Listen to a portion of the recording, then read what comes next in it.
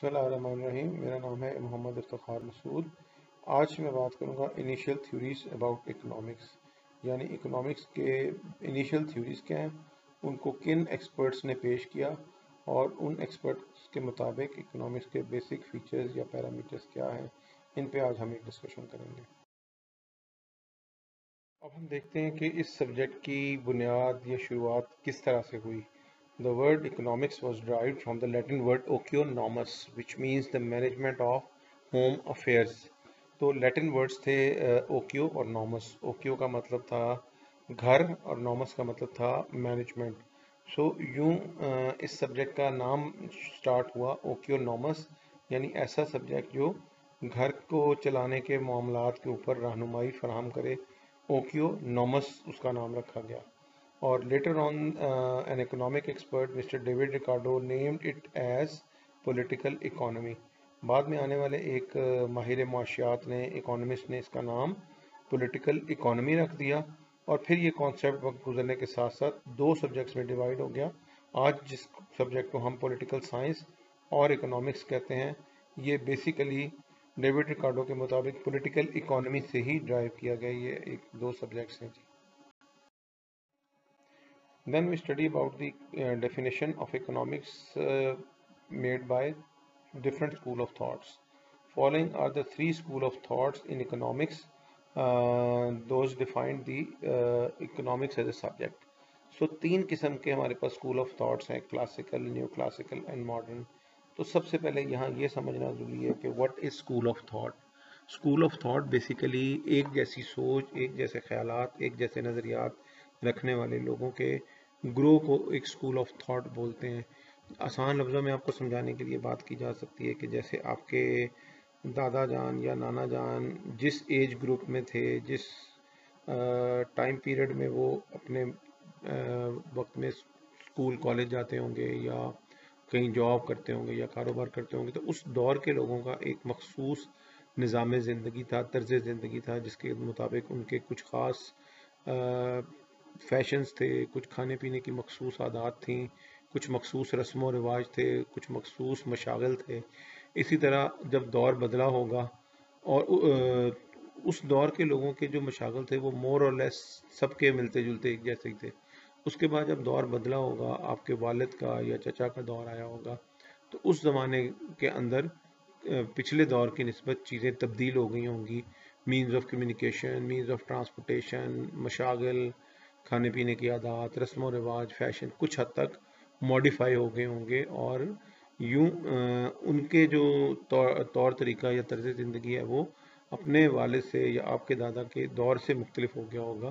تو یعنی ہم انہیں کہیں گے کہ یہ آپ کے والد کا یا والدین کا دور ہے.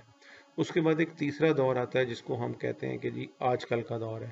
اب آپ دیکھ لیں کہ آج سے 20 سال پہلے، 30 سال پہلے موبائل فونز نہیں تھے، تو اب موبائل فونز ہیں. Means of transportation and communication are very fast. بہت سی چیزیں بدل گئی ہیں، کھانے پینے کی روایات بدل گئی ہیں، ڈریسنگ چینج ہو گئی ہے. تو اب اگر آپ کمپیئر کریں ان تین ادوار کو، آپ کے دادا کا دور، آپ کے والد کا دور اور آپ کا آج کا دور، تو ان تینوں ادوار میں آپ کو واضح فرق نظر آئے گا. تو اس طرح اکنامکس نے بھی اسی طرح ہی پوری ٹائم پیریڈ کو جب سے اکنامکس وجود میں آئی ہے، اس کو تین ادوار میں ڈیوائیڈ کیا گیا ہے. ایک دور کا نام کلاسیکل اسکول آف تھاٹ رکھا گیا ہے، پھر ایک مڈل ایج جس کا نام انہوں نے نیو کلاسیکل رکھا، اور پھر ایک وہ دور، وہ نظریات جو کسی بھی ایک اکنامکس کے ٹاپک کے اوپر، اکنامکس کے ایشو کے اوپر جو نظریات آج کل چل رہے ہیں ان کو ہم ماڈرن اسکول آف تھاٹ کہتے ہیں.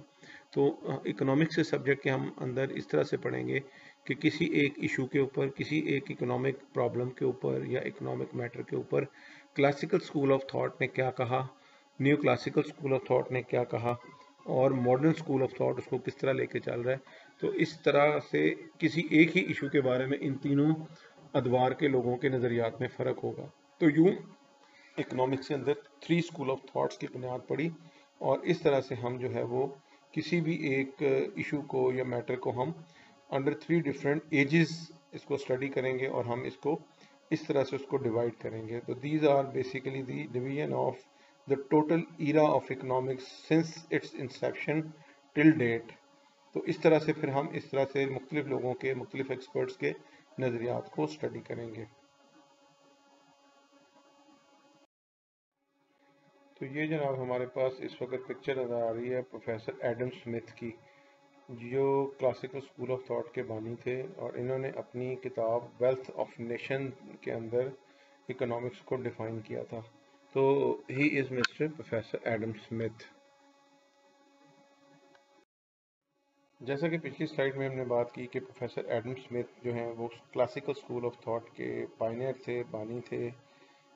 ان کا تعلق اسکاٹ لینڈ سے تھا، یہ ایک اسکاٹش پروفیسر آف فلاسفی تھے۔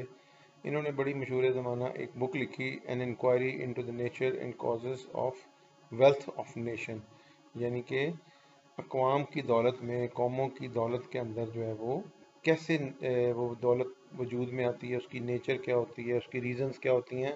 تو ایک نیشنل ویلتھ کے بارے میں انہوں نے جو ہے نا اس کے بارے میں اپنے پیرامیٹرز بتائے، اپنے خیالات کا اظہار کیا، اور انہوں نے بیسک جو فوکس کیا اکنامکس کے اوپر، انہوں نے کہا it is a study of wealth, یہ دولت کا علم ہے، اور کس طرح سے کہ یہ علم اسٹڈی کرتا ہے کہ دولت کی production, consumption, exchange and distribution of wealth کے بارے میں بات کرتا ہے، یعنی کہ دولت کیسے کریٹ ہوتی ہے، کہاں خرچ ہوتی ہے، کن لوگوں کے درمیان ایکسچینج ہوتی ہے، اور اس کی تقسیم کا عمل نیشنز کے اندر کیسے ہوتا ہے۔ تو اس چیز کے اوپر انہوں نے فوکس کیا، اور انہوں نے کہا کہ اکنامکس جو ہے وہ ان 4 ایریاز کو کور کرتی ہے۔ کلاسیکل اسکول آف تھاٹ کے بعد ہمارا جو سیکنڈ اسکول آف تھاٹ ہے that is new classical school of thought, اور اس کے بانی ہیں پروفیسر الفریڈ مارشل، جن کی آپ کو اس وقت پکچر دکھائی جا رہی ہے۔ ان کے نظریات کے بارے میں ہم آگے جا کے پڑھیں گے۔ جی، پروفیسر الفریڈ مارشل کا جو دور تھا وہ 1842 سے لے کے 1924 تک تھا، یعنی یہ ان کی عرصہ حیات تھا۔ اس دوران انہوں نے اکنامکس کے شعبے میں خدمات پیش کی۔ یہ ایک برٹش اکانومسٹ تھے، اور ان کا تعلق کیمبرج یونیورسٹی سے تھا، اور انہوں نے بھی اکنامکس کو ڈیفائن کیا as a science that deals with the human material welfare. So main ان کے پوائنٹس تھے کہ انہوں نے ایک تو اکنامکس کو ڈیفائن کیا as a subject of science, اور دوسرا انہوں نے کہا کہ it is a study of wealth as well as a study of human welfare, یعنی کہ اب اس کے اندر انہوں نے ہیومن ویلفیئر کا بھی ایک ایلیمنٹ ایڈ کر دیا۔ تو ان کا جو ڈیفینیشن ہے اس کا مین پوائنٹ ہے ہیومن ویلفیئر سے ریلیٹڈ انہوں نے بڑا کام کیا ہے اور اس کے اوپر فوکس کیا۔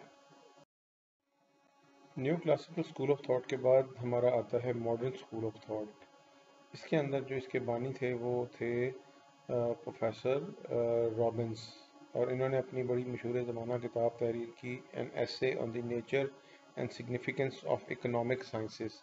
اس کے اندر انہوں نے ماڈرن اکنامکس کی بنیاد رکھی، جس کی تفصیلات ہم آگے جا کے اسٹڈی کرتے ہیں۔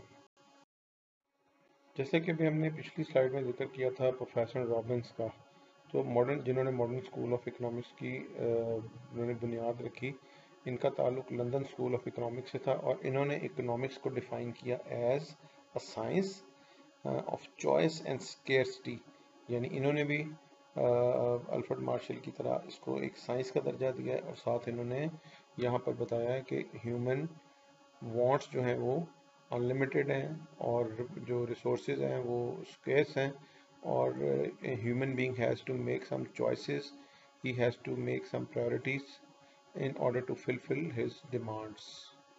So یہ انہوں نے scarcity of resources and choice کے بارے میں اکنامکس کو ڈیفائن کیا جی۔ اس کے ساتھ ہی ہم اس سیشن کو ختم کرتے ہیں۔ So stay safe and keep learning. Please subscribe to this channel. Thank you so much.